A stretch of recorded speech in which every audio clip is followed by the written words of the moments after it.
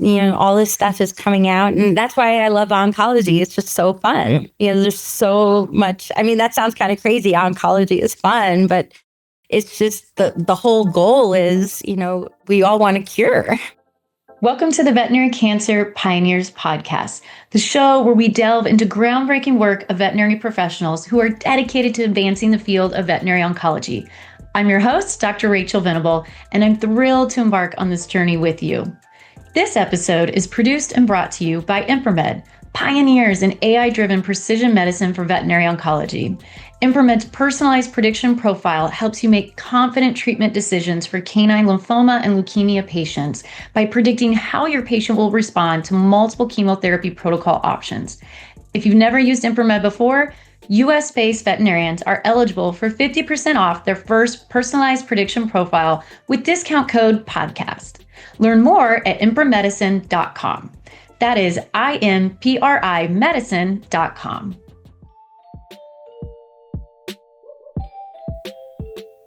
Hello, and welcome to the Veterinary Cancer Pioneers Podcast. Today, we have a real pioneer in the field. Dr. Kelly is a boarded veterinary oncologist. She went to Colorado State for vet school and then did her residency at the University of Pennsylvania. And she's really just been out there trying to help people and meet them where they are, and even extend herself to try new therapies, new options, even new forms of medicine. So today we're going to dive in because she's the main specialist where she lives. So we're going to talk about this more today. And I think it's going to be a great conversation and just really learning how we can expand on what we're already doing and maybe how to be a little braver, try some new stuff. So Dr. Kelly, thank you so much for being here today. I'm really happy to be here. Thank you for having me. And I'm excited. Just to let people know, you actually have your own clinic. You're in Santa Fe, New Mexico. It's called the Veterinary Cancer Care. And we've talked, and you told me that you're really the main specialist in your location in Santa Fe. Is that right? So yes, I'm originally from Brooklyn. My dream was to live in Colorado. I was only going to Colorado State because I had an equine science program. I was going to be equine vet. So I was an equine science major. So I did my undergraduate vet school at CSU. And then I did my internship in San Diego, my residency at UPenn. And then I was fortunate to work with Dr. Jeglum in Westchester. She just recently passed away. She was a really wonderful mentor to me. I miss her. Colorado was my dream. And then the whole time I was there for 8 years, it got so crowded. And so I wanted to go where I was needed. And so Santa Fe just kept coming up. People kept telling me about the high desert. I didn't really know what that meant. And then once I understood that, high desert is not cactuses and it's not 130 degrees there. And I fell in love with Santa Fe sight unseen. And I just love it. I love Santa Fe. It's a small town.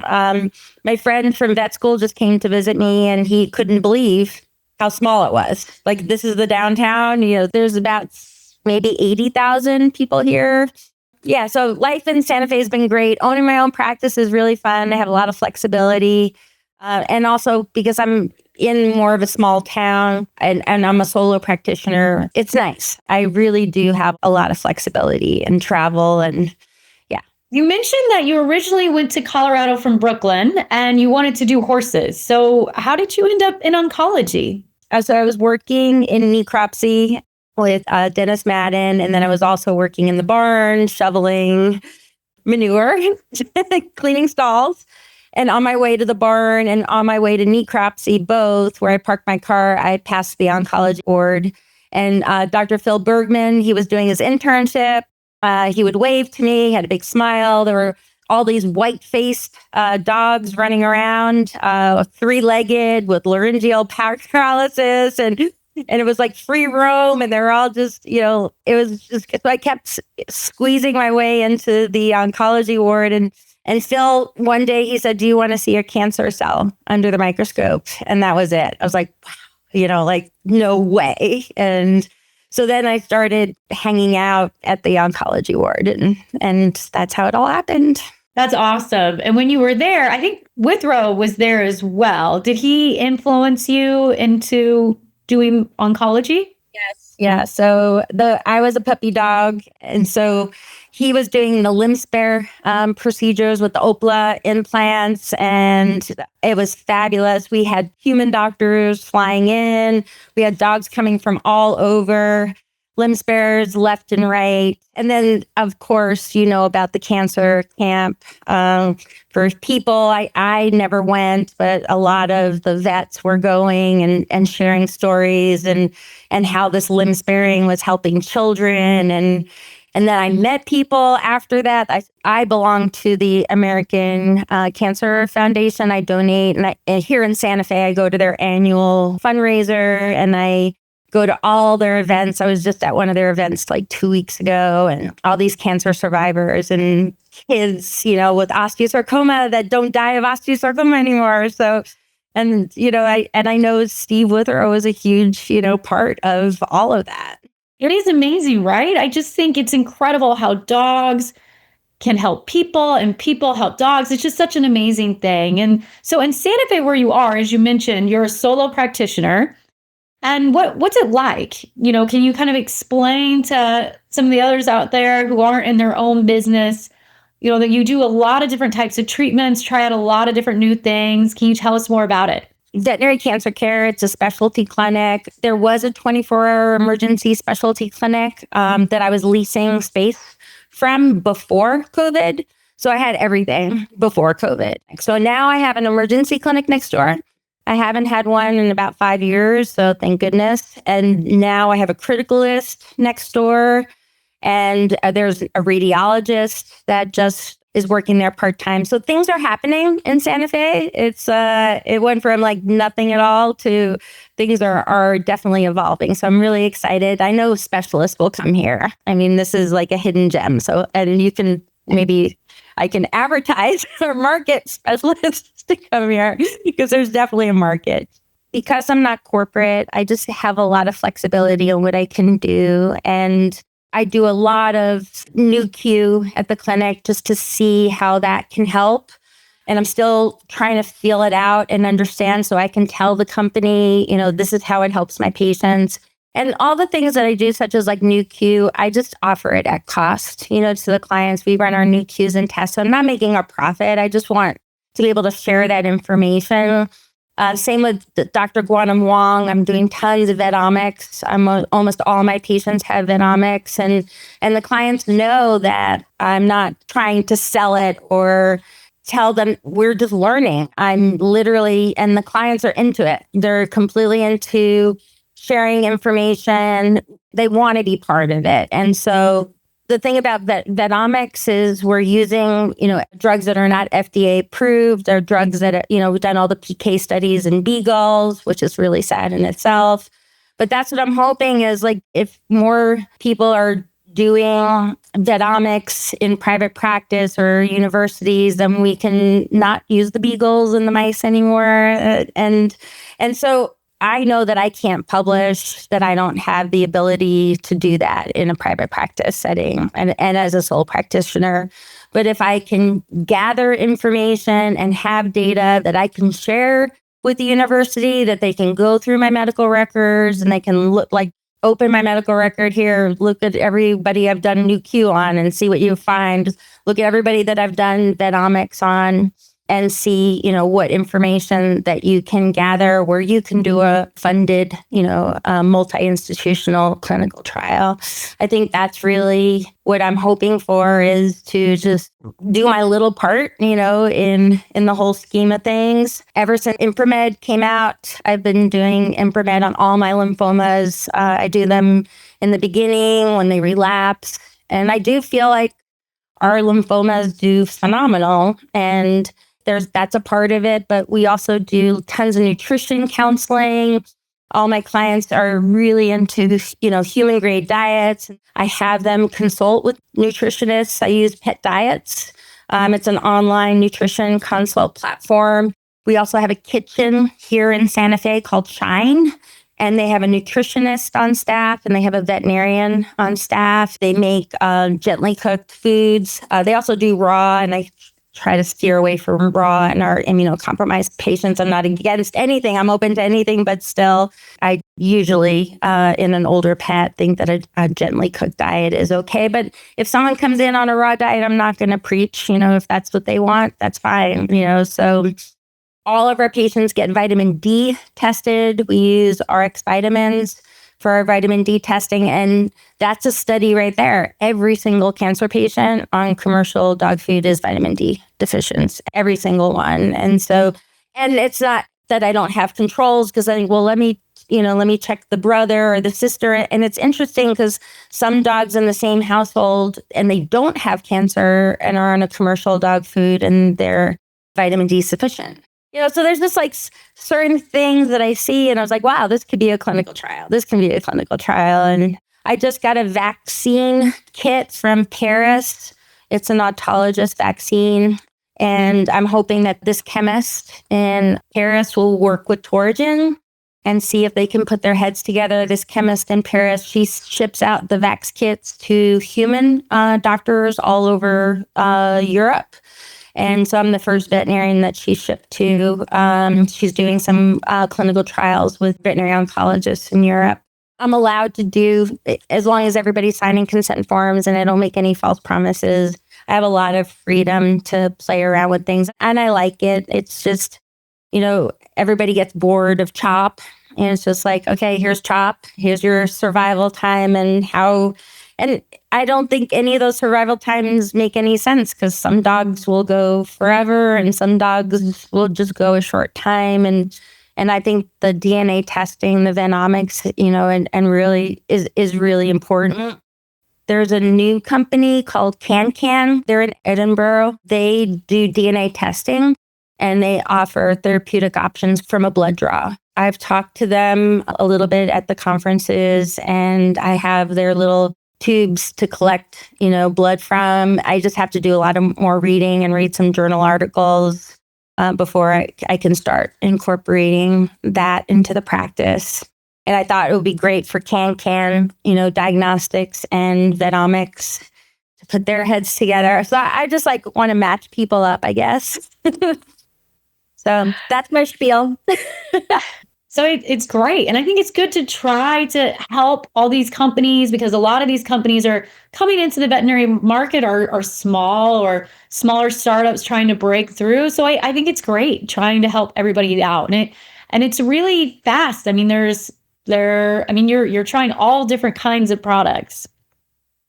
And how do you decide what to try? Because there's a lot of stuff out there. You certainly named quite a bit so far. So what do? You mentioned checking research. Is that what you do, or is there anything else that helps you determine which products you use? Well, I mean, simply, ImpriMed's been around for a long time, and they're working really hard, in regards to their publishing. They're coming to the meetings. And so I feel like I'm meeting them and I'm using their product. And so I've been doing ImpriMed from pretty much day one and hand tailoring my lymphoma protocols. So if I feel like if they're doing their part, then I'll do my part. And the same, I think Nu-Q, there's a lot to learn from it. It may just be Nu-Q, maybe just like a stepping stone to something else. I have Nu-Q in my clinic, so I just do Nu-Q on a in the lymphoma in the beginning, when I stop treatment, and then on recheck exams, especially if the lymph node feels like a little prominent and I don't know if it's reactive or not. And so far, I think it's helping. It's showing that maybe a lymphoma is creeping out of remission when I don't quite know. And so where I could maybe biopsy the lymph node or do something more. And then I could always take a sample of that lymph node and send it to ImpriMed. So that's how I use it. Venomics, I'm trying to do DNA testing on, I just, Gilvetimab is been recommended for a mast cell tumor that I just saw. Gilvetimab from Venomics has just been for a soft tissue sarcoma that is grade 1 under the microscope. So, but biologically, it's a grade 3, the way it's behaving. Specifically, a tumor like that, okay, this tumor is not behaving like a grade 1 soft tissue sarcoma. It's behaving differently. So I have two dogs. It's really cool. I have a Cello and, oh gosh, I'm blanking out. They're litter mates. So they both have anal gland adenocarcinoma and they're litter mates. So one dog has anal gland adenocarcinoma and it's the size of a pea, just found on rectal exam.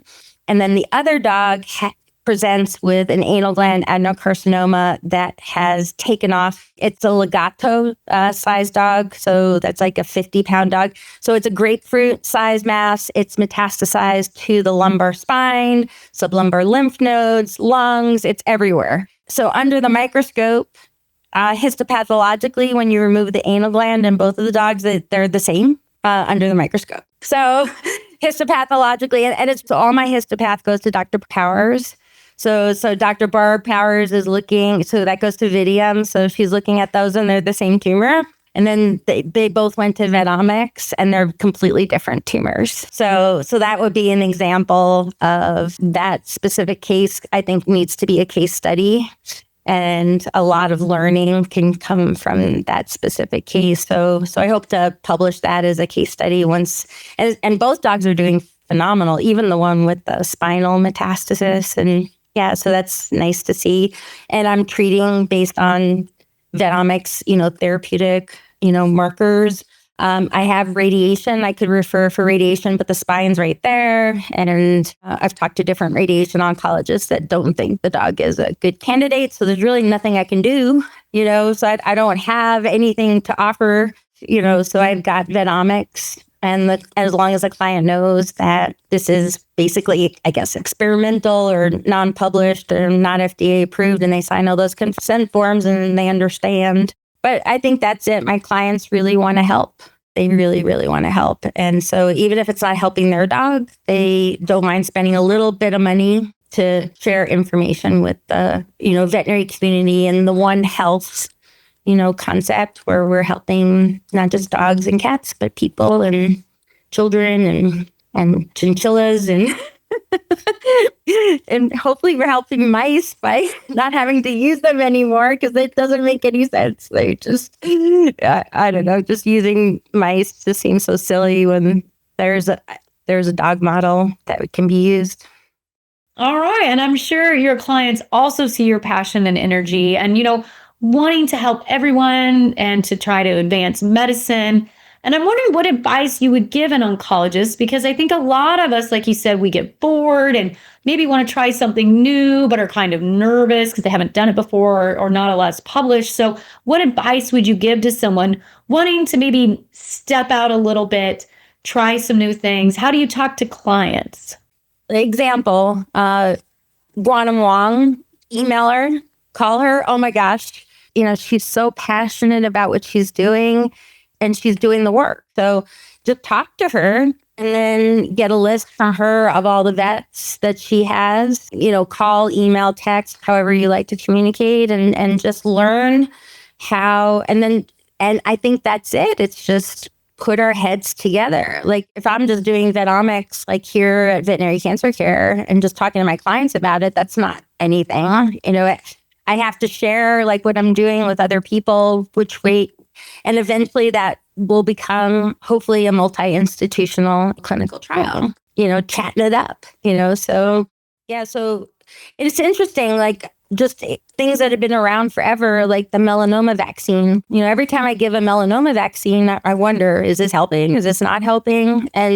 But then I've been practicing for so long that I've had dogs get the melanoma vaccine when they've had, full-blown lung metastasis. And then the lung metastasis is gone, completely gone, visibly on a radiograph. And then I've had dogs, they get the vaccine, lung metastasis, and nothing happens. And then that would be a perfect example of, how Venomics could help us. Like, why did that one dog, respond? And so we just need more information, and all this stuff is coming out, and that's why I love oncology. It's just so fun. There's so much. I mean, that sounds kind of crazy. Oncology is fun, but it's just the whole goal is, we all want to cure. But yes, just sharing information with each other is so important.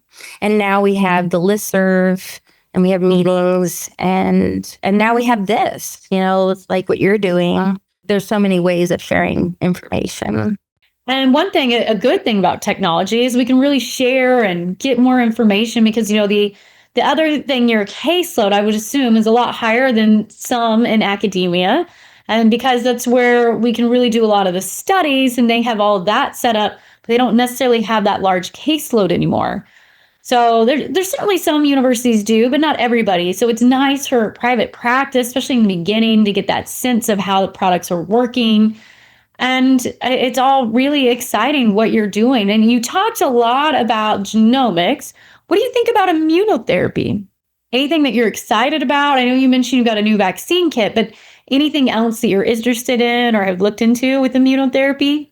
Yeah, we've been using immunocytin. Novavive, reached out to us many years ago, and they asked us to, they sent us free, immunocytin. And he's at Colorado State right now. He did a study with doxorubicin followed by intravenous immunocytin, which is extra label use. And there was no improvement, in that study, but also it was hemangiosarcoma and probably maybe 15 cases or 30. And I'm so sorry, I'm probably butchering this study by not knowing exactly.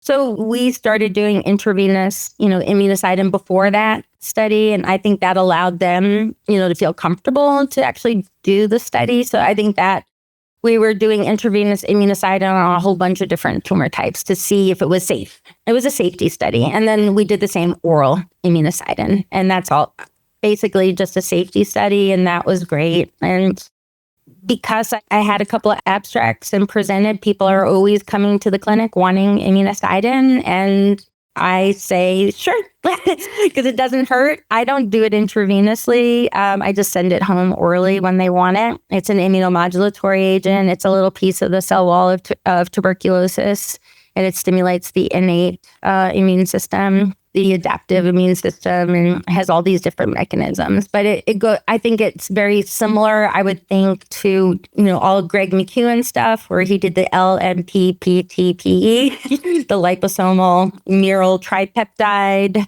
And so I think that's why I was interested in immunocytin. I was working with Dr. Jaglom, and we were doing monoclonal antibodies.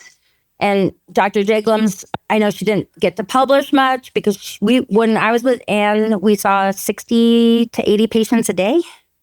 And so that's a lot of patients. And so we treated so many lymphomas, and it was L-sparginase, vincristine, Cytoxan, doxo for 2 cycles.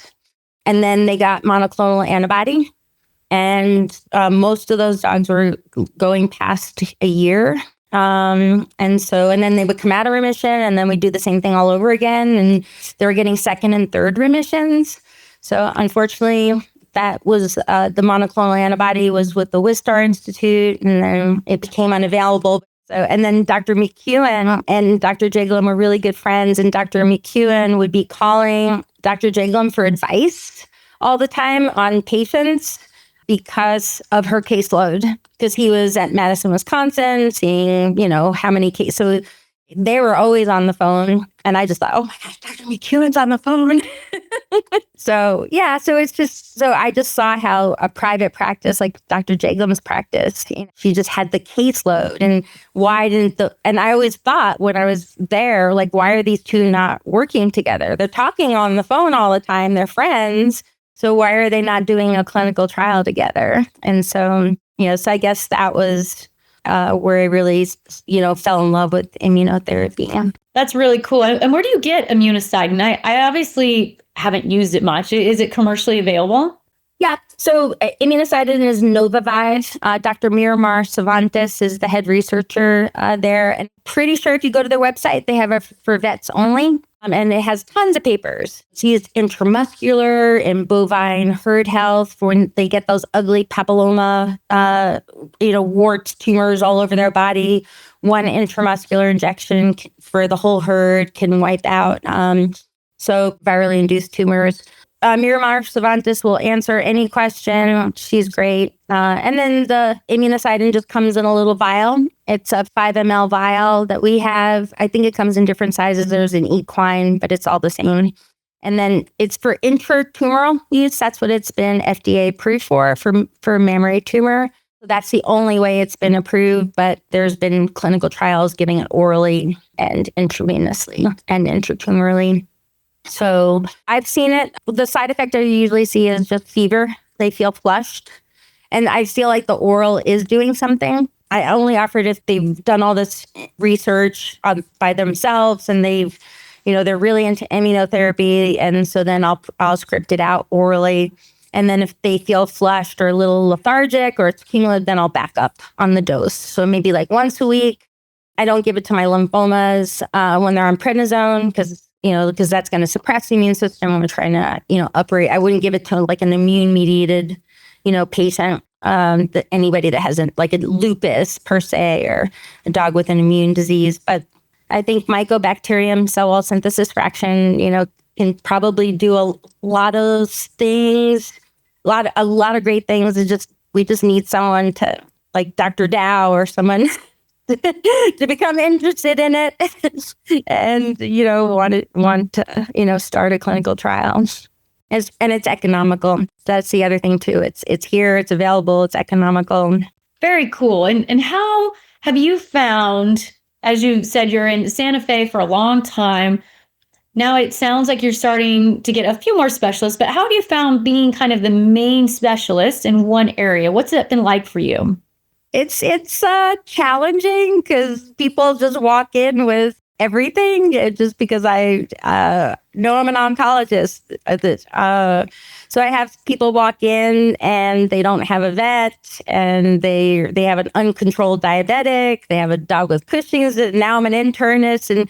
And the nice thing is like I have Antec where I send my blood to the outside lab. So I can talk to an internist free, just call Antec internal medicine. And I can talk to 10 internists in a day and get 10 different, opinions. And that's what I love talking to internal medicine because every time you talk to an internist, each one has a different, everybody says something different. I love that. You know what I mean? So it's like practicing medicine. And then I love it because I'm by myself. So I am calling Antec every single day about anything just to talk to another specialist. And that's a lot of fun. I learn a lot. So I had a case of a dog with a golden retriever mix with lymphoma. The litter mate came in to see me, owned by the uncle. Dog's having full-blown grand mal seizures. The dog comes in because the litter mate has lymphoma in remission. So they think, it must be lymphoma in the brain. So they show up, put my stethoscope on, and guess what? There's an arrhythmia, like a really bad one, like, oh my gosh, the heart's going crazy.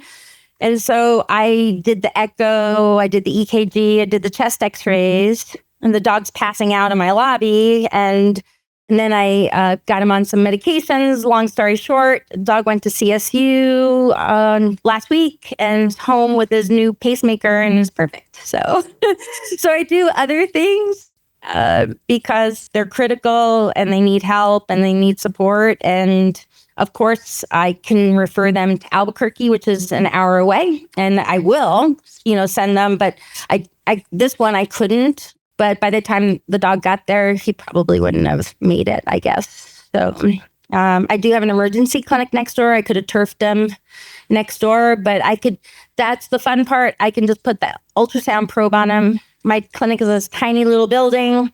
We don't have to go down to like cardiology. I literally have to walk 5 steps to the ultrasound room, take the x-ray, put the EKG leads on, get the diagnosis. I got a diagnosis and then I send everything to a board certified cardiologist. So I get the full blown, report with the board. So everything goes through telemedicine, but I made a diagnosis, got the dog to CSU and, in such a short period of time. I think that's the fun part, is to be able to do stuff like that.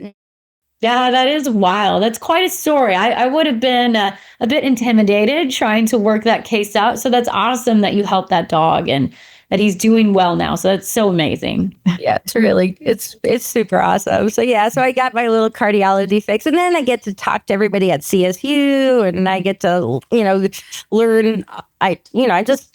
The dog had 3rd degree AV block, so I didn't know that. I knew the dog had an arrhythmia, and I knew it was a bad one. I was looking at the EKG and I was like, that's not a VPC. I don't know what that is. Nice. Now, I love all that interplay and how we can all help each other out and thinking about different treatments. I know we've talked in the past, but you do quite a bit of electrochemotherapy. Can you tell me more about that? So I started electrochemo in 2010. So I was at the Veterinary Cancer Society and Leroy was there. And it was interesting because I went to the Leroy booth. And at the time, the engineer that built the machine was there. That was the representative for the company. I didn't speak a word of English. So I think I found someone that spoke some French, and then we started to like have a dialogue, and he had some oranges and some apples, and I started zapping it. And the electrochemo was a no-brainer because at the time I moved to New Mexico in 2001. When I first got to New Mexico, that's the funny story. I was going to work emergency medicine while I sat my boards. I was working for Dr. Tilley. He wrote all the cardiology books. I was helping him with telemedicine, work in the emergency clinic. And then all of a sudden, there's people lined out the door that there's an oncologist in Santa Fe with their cancer vets. And I'm like, I can't help you. I'm sorry.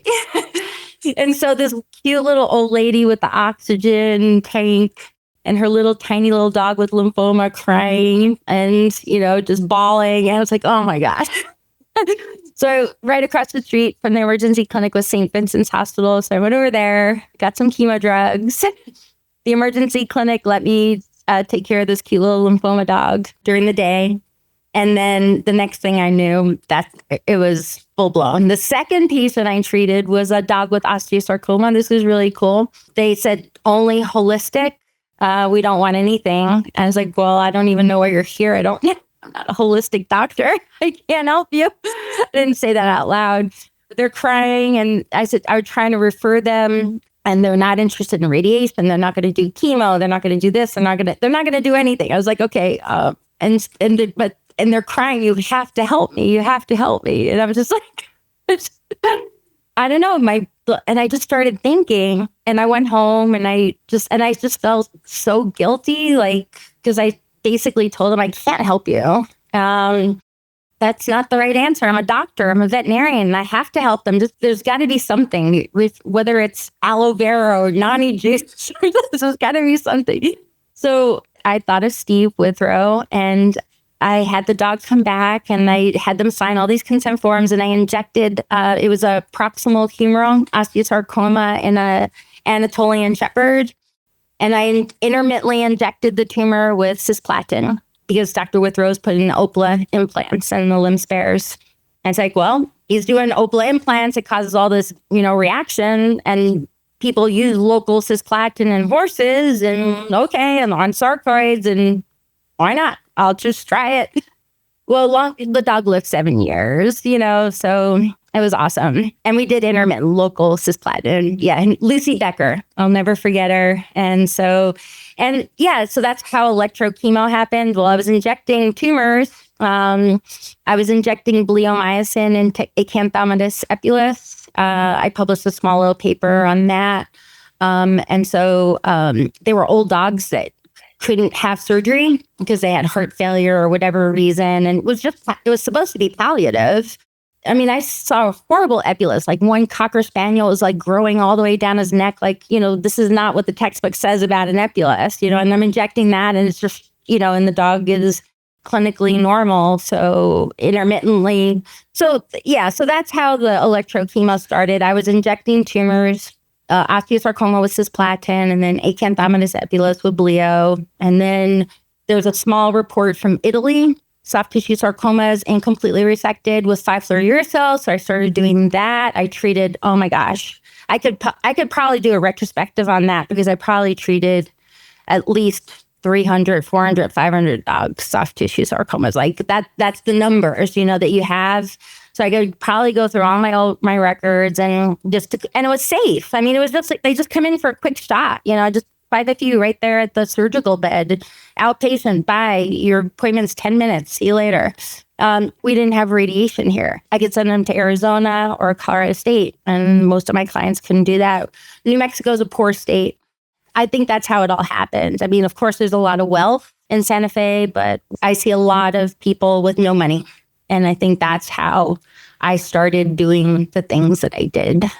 So I think it's great that you just try to meet people where they are. You weren't satisfied with saying, I don't have any options, even though you actually did give them several options. They just didn't want to do them. So you try to find people where they are and meet their needs. And, I think that's really encouraging. I think sometimes a lot of us, we get sort of stuck in the same rhythm and just not wanting to go outside of our comfort zone. So I love how you're willing to try new things, willing to meet clients where they are. And I also think it's wise that you have them sign off on a lot of those things just in case, because, with some of this, you don't know how it's all going to go. So that makes a lot of sense to me. I think that's it. As long as I give them like the worst case scenario, like 5-fluorouracil, you can have a genetic mutation.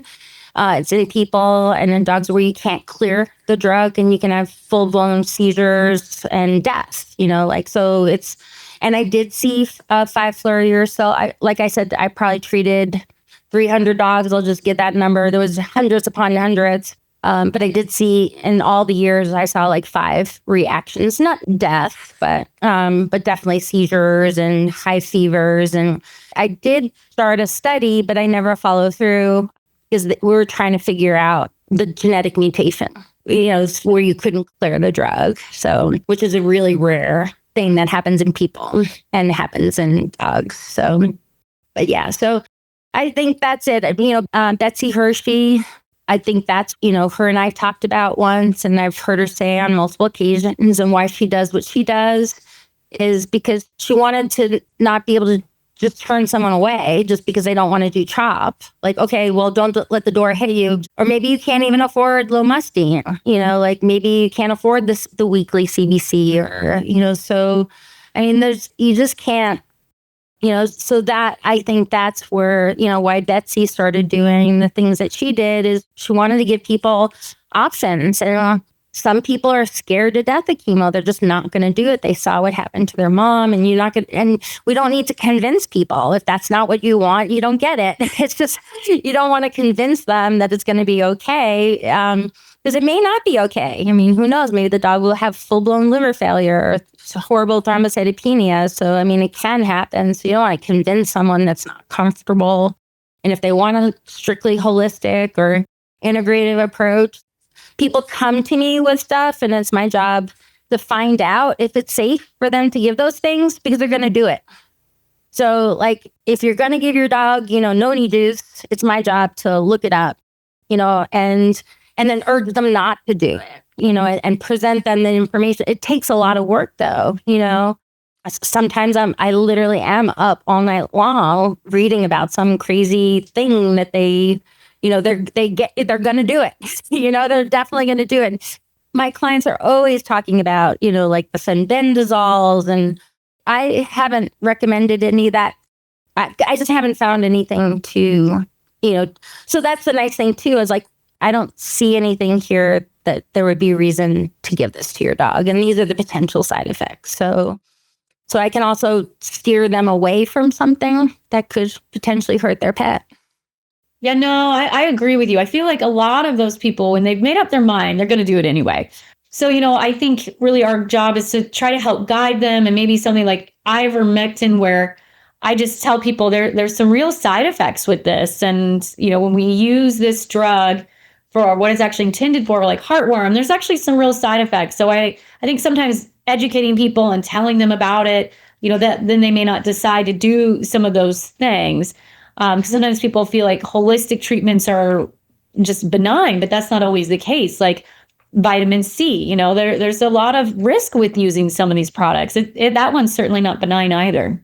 Yeah, it can cause aplastic anemia, and it can also cause hemorrhagic gastroenteritis. And also too, with supplements too, it's scary because, unless they're third-party tested.